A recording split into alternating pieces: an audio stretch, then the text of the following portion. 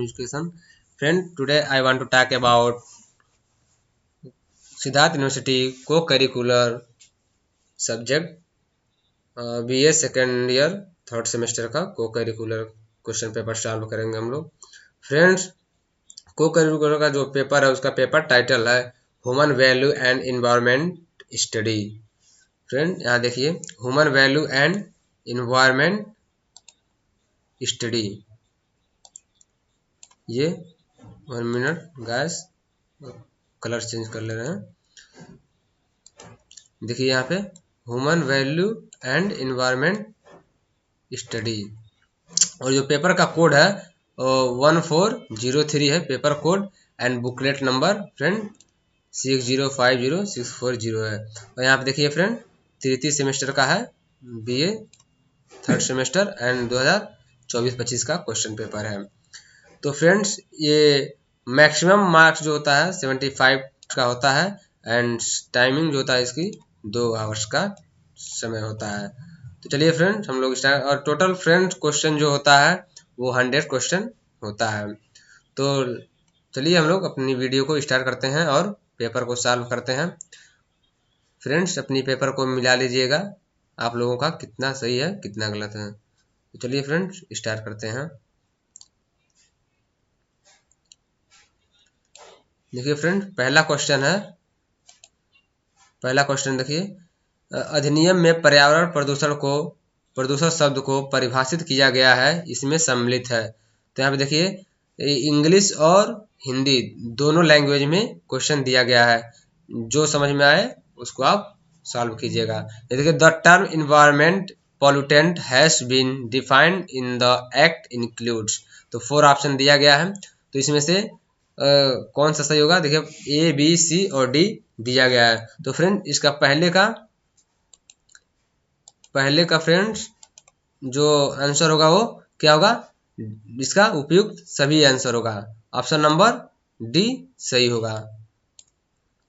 ठीक है फ्रेंड्स, उसके बाद से देखिए फ्रेंड्स, हम सिर्फ आंसर बताते चलेंगे, क्वेश्चन ऑप्शन ज़्यादा नहीं पढ़ेंगे, और सिर्फ क्वेश्चन को पढ़ते और आंसर को बताते चलेंगे, वरना वीडियो हमारी बहुत लंबी हो जाएगी। तो चलिए फ्रेंड दूसरा नंबर क्वेश्चन देखते हैं। पर्यावरण संरक्षण अधिनियम किस श्रेणी के विधानों के अंतर्गत आता है? तो पर्यावरण संरक्षण अधिनियम जो है फ्रेंड वो किसके अंतर्गत आता है? उपचारात्मक कानून है। तो इसका सी ऑप्शन फ्रेंड सही हो जाएगा, सी ऑप्शन जो है सही हो जाएगा। ठीक है फ्रेंड, इसका जो सी ऑप्शन है वो सही हो जाएगा।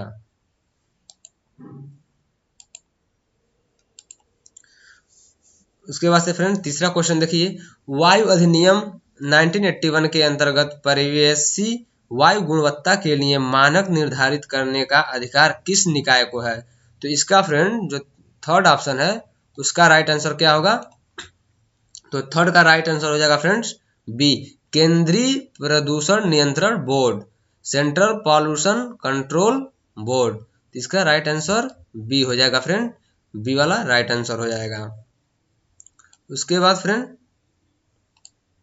चौथा क्वेश्चन देखिए, ध्वनि प्रदूषण विनियम एवं नियंत्रण नियम 2000 के अंतर्गत मौन क्षेत्र में अस्पतालों, शैक्षणिक संस्थाओं और न्यायालयों के आसपास कम से कम, अब यहाँ देखिए खाली स्थान है, तो कम से कम कितना होना चाहिए? 200 मीटर का क्षेत्र शामिल होना चाहिए। तो इसका राइट आंसर फ्रेंड 200 मीटर हो जाएगा। चलिए उसके बाद से पांचवा क्वेश्चन देखिए, राष्ट्रीय हरित अधिकरण अधिनियम 2010 पारित करने का उद्देश्य क्या था? तो फ्रेंड्स पांचवें का जो राइट आंसर होगा वो ये होगा, देश में पर्यावरण कानून का समेकन, जो देश में पर्यावरण कानून है उसका समेकन। उसके बाद से फ्रेंड क्वेश्चन नंबर छठवां देखिए, छठवां में कह रहा है प्रदूषक मूलधन का भुगतान करता है का उद्देश्य क्या है? तो जो प्रदूषक मूलधन का भुगतान करता है उसका उद्देश्य क्या है फ्रेंड?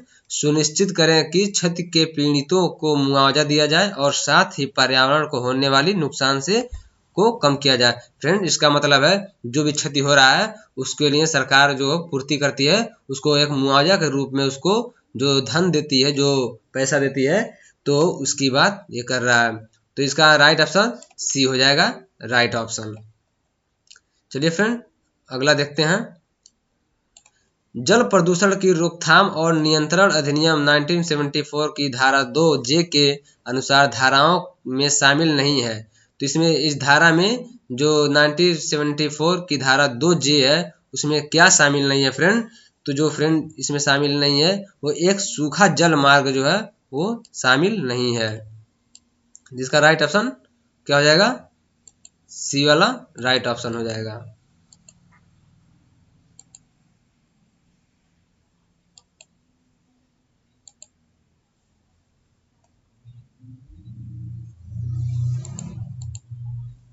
उसके बाद से फ्रेंड 8वां देखिए, जल प्रदूषण की रोकथाम और नियंत्रण अधिनियम 1974, इसका जो 8वां क्वेश्चन है फ्रेंड, इसका डी ऑप्शन राइट आंसर होगा।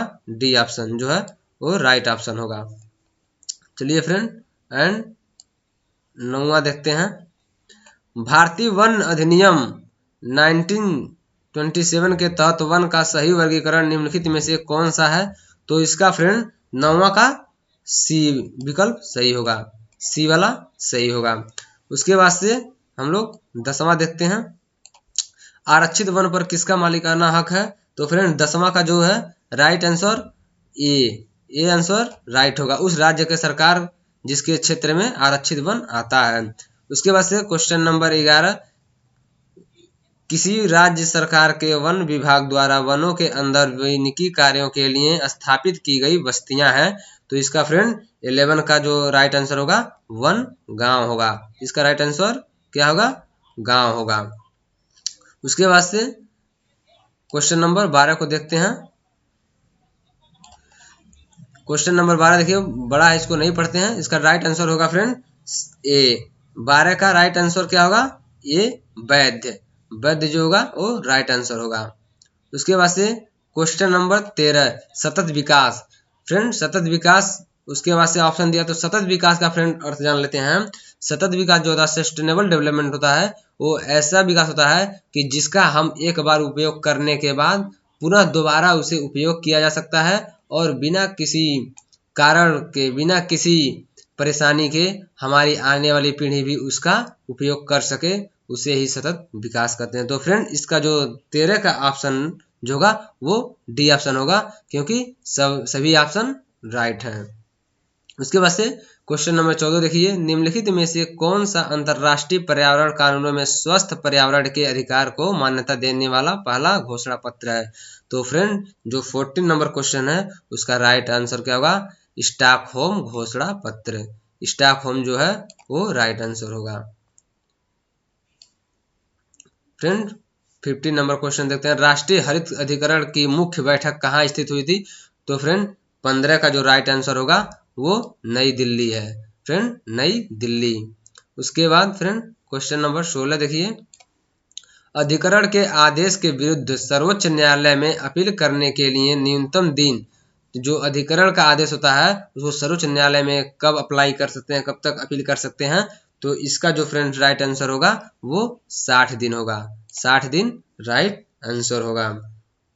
उसके बाद भूमि प्रदूषण को नियंत्रित किया जा सकता है, किसके द्वारा नियंत्रित किया जा सकता है? तो फ्रेंड इसका जो 17 का जो होगा वो डी होगा, उपयुक्त सभी। क्यों? सभी ऑप्शन को सही करके। उसके बाद से क्वेश्चन नंबर 18 को देखिए फ्रेंड, वन्य जीव संरक्षण अधिनियम के तहत मुख्य वार्डन की नियुक्ति कौन करता है? तो इसका फ्रेंड 18 का बी राइट आंसर होगा। बी आंसर राइट होगा। उसके बाद से सतत विकास की अवधारणा में निम्नलिखित में से कौन सी अनिवार्यता शामिल है? तो 19 का जो ऑप्शन होगा वो डी ऑप्शन सही होगा। उसके बाद से फ्रेंड 20 क्वेश्चन नंबर 20 देखते हैं। EIA संक्षिप्त रूप है, मतलब EIA किसका संक्षिप्त रूप है? तो फ्रेंड वो किसका संक्षिप्त रूप है? तो ये environmental impact assessment, environmental impact assessment जो है इसी का छोटा रूप है। इसका फुल फॉर्म जो है EIA का वो इन्वायरमेंटल इम्पैक्ट असेसमेंट होगा। और अगला देखिए, अगले का जो 21 का आंसर होगा वो सी होगा। उसके बाद से 22 नंबर क्वेश्चन को देखते हैं। खतरनाक अपशिष्ट प्रबंधन निम्नलिखित में से किस सम्मेलन द्वारा शासित होता है?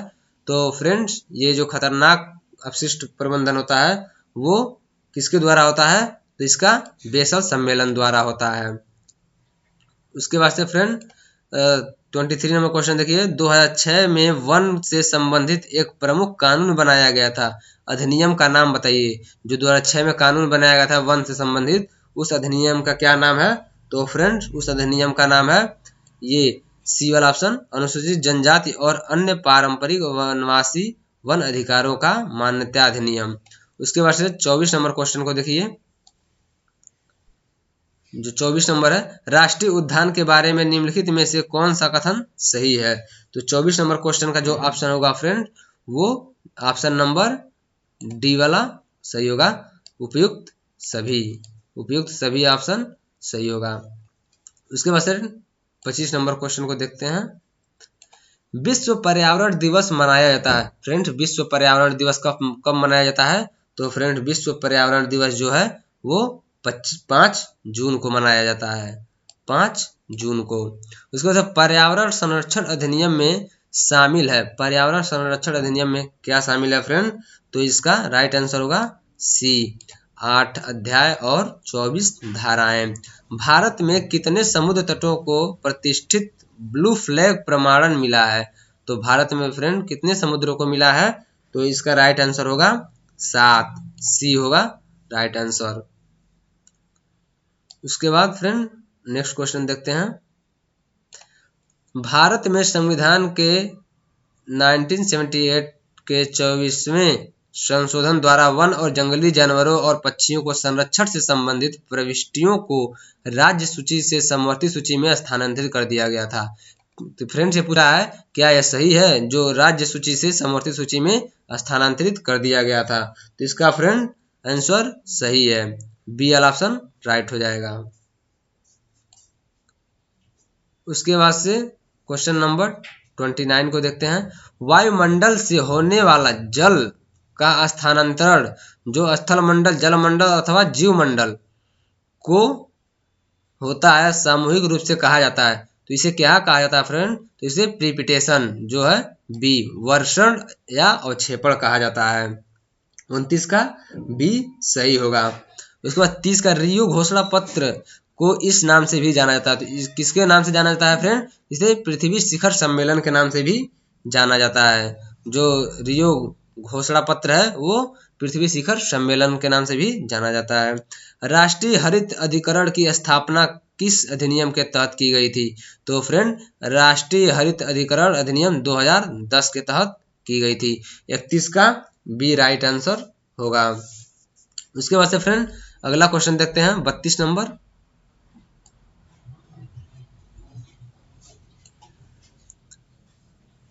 भारत के संविधान के तहत वन और जंगली जानवरों और पक्षियों का संरक्षण किसके अंतर्गत आता है? तो फ्रेंड, जो भारत के संविधान के तहत वन और जंगली जानवर होते हैं फ्रेंड, वो संघ सूची या किसके अंतर्गत आता है? समवर्ती सूची। फ्रेंड, संघ सूची और राज्य सूची ये दोनों देखता है।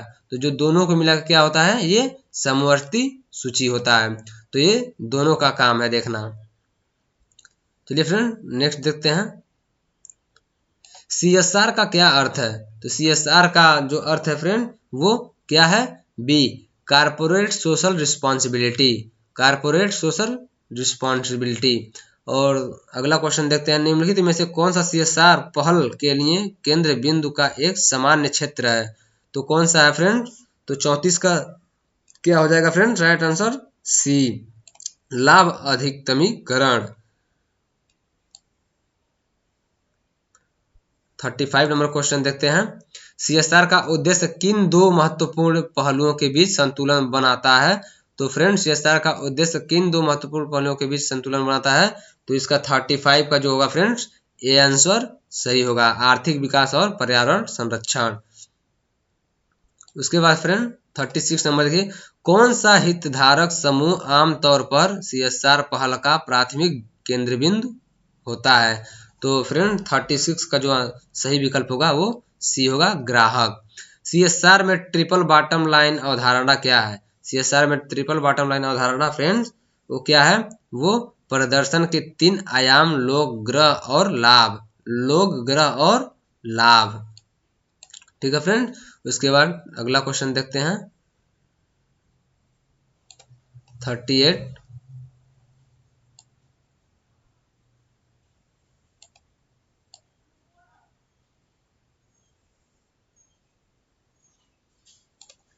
कौन सा देश अपनी इस कानूनी आवश्यकता के लिए जाना जाता है कि कंपनियां अपनी सीएसआर गतिविधियों पर रिपोर्ट करें?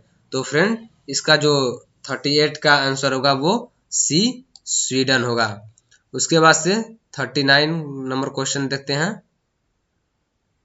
निम्नलिखित में से कौन सी कंपनियों के लिए सीएसआर गतिविधियों में संलग्न होने की प्राथमिक प्रेरणा है? तो फ्रेंड 39 का जो राइट आंसर होगा वो बी होगा, ब्रांड प्रतिष्ठा को बढ़ाना। ब्रांड प्रतिष्ठा को बढ़ाना। 40 देखिए, कौन सा प्रसिद्ध व्यवसाय नेता अक्सर सीएसआर में साझा मूल्य की अवधारणा से जुड़ा हुआ है? तो 40 का जो राइट आंसर होगा वो बी है, बिल गेट्स। नैतिकता का दर्शन है। नैतिकता, अब नैतिकता का क्या दर्शन है फ्रेंड? तो जो 41 है उसका राइट ऑप्शन ये होगा, मेटा एथिक्स। Meta ethics. किसी व्यक्ति को उसकी बड़ी पीड़ा से राहत दिलाने के लिए दया के नाम पर मारना है, वो क्या है? उसे इच्छा मृत्यु कहते हैं। जो उसको दया के नाम पर जो कोई व्यक्ति है उसको बहुत पीड़ा हो रही है और उसको मतलब उसकी जान से मुक्ति कर दिया जाए तो उसे इच्छा मृत्यु कहते हैं। उसके बाद फ्रेंड 43 नंबर क्वेश्चन देखिए। निम्नलिखित में से कौन सी चिकित्सा पेशे में एक सामान्य नैतिक दुविधा नहीं है? तो फ्रेंड 43 नंबर क्वेश्चन का राइट आंसर ए होगा, ये विकल्प सही होगा। उसके बाद 44 नंबर क्वेश्चन देखिए। निम्नलिखित में से कौन सी कानूनी पेशे में एक सामान्य नैतिक चिंता है? तो 44 का ऑप्शन बी सही होगा। 45 का देखिए, 45 निम्नलिखित में से कौन सा पत्रकारिता के क्षेत्र में नैतिक मुद्दे का एक उदाहरण है? तो 45 का फ्रेंड सी ऑप्शन सही होगा। उसके बाद 46 देखिए।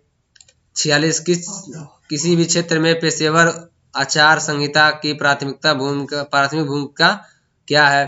तो 46 नंबर क्वेश्चन का राइट आंसर सी होगा। उसके बाद 47 नंबर देखिए, हितों के टकराव को कम किया जा सकता है, तो कैसे कम किया जा सकता है? तो इसका राइट आंसर बी है, टकराव या का खुलासा करके और मार्गदर्शन प्राप्त करके। उसके बाद से 48 नंबर क्वेश्चन को देखिए। नर्सिंग के क्षेत्र में निम्नलिखित में से कौन सी सामान्य नैतिक चिंता नहीं है? तो 48 नंबर क्वेश्चन का राइट आंसर सी होगा। उसके बाद से 49 नंबर क्वेश्चन को देखिए। भगवत गीता को संकलित करने वाले कौन है? तो इसका राइट आंसर वेद व्यास है। भगवत गीता की मुख्य शिक्षा निम्नलिखित में से कौन सी है? तो इसका फ्रेंड 50 का राइट आंसर बी होगा, निष्काम कर्म योग। फ्रेंड्स हम लोग 50 क्वेश्चन सॉल्व कर लिए और 50 क्वेश्चन अभी सॉल्व करना है। फ्रेंड्स यदि वीडियो पसंद आए तो फ्रेंड लाइक, सब्सक्राइब, शेयर कीजिएगा और अपने फ्रेंडों के पास भी सेंड कीजिएगा ताकि वो भी इस वीडियो का लाभ उठा सकें। चलिए फ्रेंड्स हम लोग और 50 क्वेश्चन जो आगे है उसको भी सॉल्व करने का प्रयास करते हैं। तो चलिए 51 नंबर क्वेश्चन देखिए। 51 नंबर क्वेश्चन का राइट आंसर ए होगा। उसके बाद से 52 नंबर क्वेश्चन देखिए।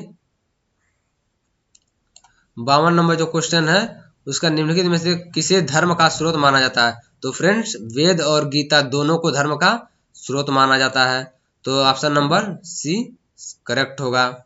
उसके बाद फ्रेंड 53 नंबर क्वेश्चन को देखिए। यहाँ खाली स्थान है तो उसके बाद 53 का जो राइट आंसर होगा वो क्या होगा? Option number D Bhagavad Gita होगा। 54 का देखिए। 54 का जो राइट आंसर होगा वो बी होगा, अर्ध संरचित समस्या। अर्ध संरचित समस्या। उसके बाद से 55 नंबर देखिए, निर्णय लेने को प्रभावित करने वाला, ये 55 का जो राइट आंसर होगा वो बी होगा, व्यक्तिगत पूर्वाग्रह। उसके बाद से 56 देखिए, 56 का जो राइट आंसर होगा, फ्रेंड क्वेश्चन बड़ा बड़ा है, अगर सब क्वेश्चन पढ़ने लगे तो फ्रेंड वीडियो बहुत लंबी हो जाएगी, इस वजह से सभी क्वेश्चन को पढ़ना सही नहीं है, इसलिए डायरेक्ट हम आप लोग को उत्तर बता दे रहे हैं। तो 56 का जो फ्रेंड राइट आंसर होगा वो क्या होगा, बी होगा, तर्क संगत दृष्टिकोण। उसके बाद से फ्रेंड 57 का देखिए, 57 का जो राइट आंसर होगा वो क्या होगा, निर्णय लेने का काम सौंपना, निर्णय लेने का काम सौंपना। उसके बाद से 58 देखिए, 58 का 58 का जो राइट आंसर होगा फ्रेंड वो ये होगा, अधूरी जानकारी। उसके बाद से 59 का राइट आंसर क्या होगा, सी, योजना, प्लानिंग। उसके बाद से 60 का राइट आंसर ये होगा, निर्णय विश्लेषण, डिसीजन एनालिसिस। उसके बाद से 61 का राइट आंसर सी होगा, राइट आंसर सी। उसके बाद से 62 का देखिए फ्रेंड, 62 का राइट आंसर क्या होगा, वो बी होगा, धर्म निरपेक्षता, सेकुलरिज्म। उसके बाद से 63 देखिए, 63 का राइट आंसर क्या होगा, डी होगा, धार्मिक भेदभाव। उसके बाद से 64 का आंसर क्या होगा फ्रेंड, 64 का सी होगा, संवाद, समझ और संघर्ष समाधान को बढ़ावा देकर। उसके बाद से 65 को देखिए, 65 का निर्णय लेने के लिए मार्गदर्शक क्या है, तो फ्रेंड 65 जो है उसका राइट आंसर क्या होगा, वो डी है, नीतियां, पॉलिसी। उसके बाद से 66 नंबर क्वेश्चन का राइट आंसर क्या होगा, बी ऑप्शन राइट होगा, आत्मविश्वास, कॉन्फिडेंस। सीएसआर पर लागू होता है, तो फ्रेंड 67 का ऑप्शन डी होगा, निजी और सार्वजनिक दोनों पर। सीएसआर किस पर लागू होता है, बोथ प्राइवेट एंड पब्लिक, दोनों सेक्टर में लागू होता है। इकोसिस्टम क्या है फ्रेंड, इकोसिस्टम क्या है, तो इसका राइट आंसर 68 का ए हो जाएगा। उसके बाद से 69 देखिए, पारिस्थितिकी पिरामिड शब्द किसने प्रस्तुत किया, पारिस्थितिकी पिरामिड शब्द किसने प्रस्तुत किया, तो इसका राइट आंसर चार्ल्स एल्टन हो जाएगा। इनमें से कौन सा इकोसिस्टम का जैविक घटक है, तो 70 का फ्रेंड सी हो जाएगा, पौधे। उसके बाद से 71 नंबर क्वेश्चन देखिए, जैव विविधता किसे संदर्भित करती है, तो 71 का डी ऑप्शन सही होगा, ये सभी को संदर्भित करती है। निम्नलिखित में से कौन सा नवीकरणीय साधन है, तो देखिए फ्रेंड नवीकरणीय साधन क्या है, तो ये सौर ऊर्जा जो है नवीकरणीय साधन है। उसके बाद से फ्रेंड ऊर्जा पिरामिड क्या दर्शाता है, 73 का ए राइट आंसर होगा, ऊर्जा प्रवाह। उसके बाद 74 देखिए, इनमें से कौन सा अजैविक घटक है, तो 74 का फ्रेंड सी जो है वो राइट आंसर है, तापमान जो है अजैविक घटक है। उसके बाद से 75 का देखिए, एक पोषण स्तर से अगले में आमतौर पर कितना ऊर्जा स्थानांतरित होता है, तो फ्रेंड एक पोषण स्तर से दूसरे में वो कितना होता है, 10% स्थानांतरित होता है। जैव विविधता के नुकसान का मुख्य कारण क्या है, तो 76 का आंसर क्या होगा, वो ये होगा, आवास विनाश। उसके बाद से 77 नंबर क्वेश्चन देखिए, निम्नलिखित में से कौन सा भारत में जैव विविधता हॉट स्पॉट नहीं है, तो हॉट स्पॉट क्षेत्र कौन सा नहीं है फ्रेंड, तो वो है ये थार का मरुस्थल, ऑप्शन नंबर डी सही होगा।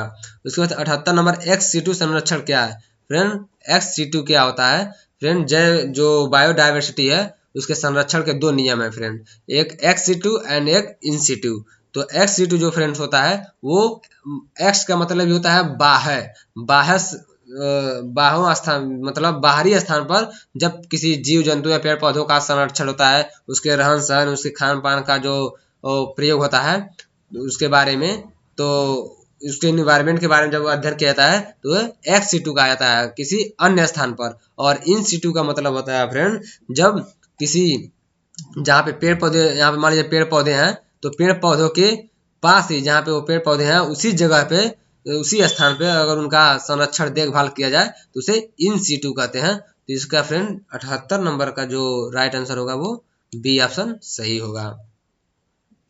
उसके बाद से 79 नंबर देखिए, 79 कौन सी गैस मुख्य ग्रीन गैस है? तो फ्रेंड ग्रीन गैस में क्या है, मीथेन जो है वो ग्रीन गैस है। 80 नंबर देखिए, कौन सा बायोम सबसे अधिक जैव विविधता के लिए जाना जाता है? तो कौन सा बायोम सबसे अधिक जैव विविधता के लिए जाना जाता है? तो 80 का फ्रेंड सही आंसर सी होगा, वर्षा वन।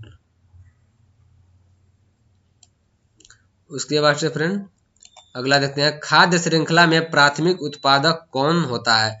तो 81 का जो राइट आंसर होगा फ्रेंड वो सी होगा। पौधे जो होते हैं फ्रेंड वो प्रथम उत्पादक होते हैं, पौधे। उसके बाद 82 नंबर क्वेश्चन को देखिए,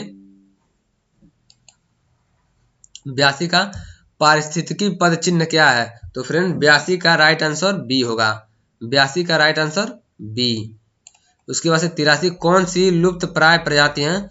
तो 83 का राइट आंसर ए होगा, बाघ। बाघ जो है अपने देश से लुप्त होते जा रहे हैं। 84 देखिए, 84 का किस्टोन प्रजाति शब्द का क्या अर्थ है? किस्टोन प्रजाति शब्द का क्या अर्थ है फ्रेंड? वो ये है, एक प्रजाति जो पारिस्थितिकी तंत्र संतुलन का समर्थन करती है। उसके बाद अगला देखिए 85 नंबर, वायुमंडल की कौन सी परत ओजोन परत को समाहित करती है? तो फ्रेंड 85 का राइट आंसर बी होगा, बी जो है वो ओजोन परत को समाहित करती है। ओजोन परत समताप मंडल के अंतर्गत आता है। पारिस्थितिकी तंत्र में अपघटकों की भूमिका क्या है? पारिस्थितिकी तंत्र में अपघटकों की भूमिका क्या है? तो 86 का बी राइट आंसर है, जैविक सामग्री को तोड़ना। उसके बाद से 87 नंबर देखिए, खाद्य जाल क्या है? तो 87 का ए ऑप्शन राइट है। 88 नंबर देखिए, इकोसिस्टम शब्द किसने दिया? तो इकोसिस्टम शब्द किसने दिया? एजी टांसले, एजी टांसले ने दिए थे। 89 का देखिए, 89 कौन सा भारत का राष्ट्रीय पक्षी है? ये तो आप सभी को पता होगा, मोर जो है भारत का राष्ट्रीय पक्षी है। डायरिया का कारण हो सकता है, तो डायरिया का क्या कारण हो सकता है? तो वो जल प्रदूषण से डायरिया हो सकता है। इकोलॉजी शब्द का बिल्कुल पहली बार प्रयोग किसने किया? तो फ्रेंड इकोलॉजी शब्द का पहली बार प्रयोग किसने किया था? तो अर्नस्ट हैकेल ने किए थे। उसके बाद से 92 नंबर क्वेश्चन देखिए, किसी पारितंत्र में पौधे प्राथमिक उत्पादक होते हैं? जो पेड़ पौधे होते हैं वो प्राथमिक उत्पादक होते हैं। कौन सी विषैली गैस है? तो फ्रेंड ओजोन जो है वो विषैली गैस है।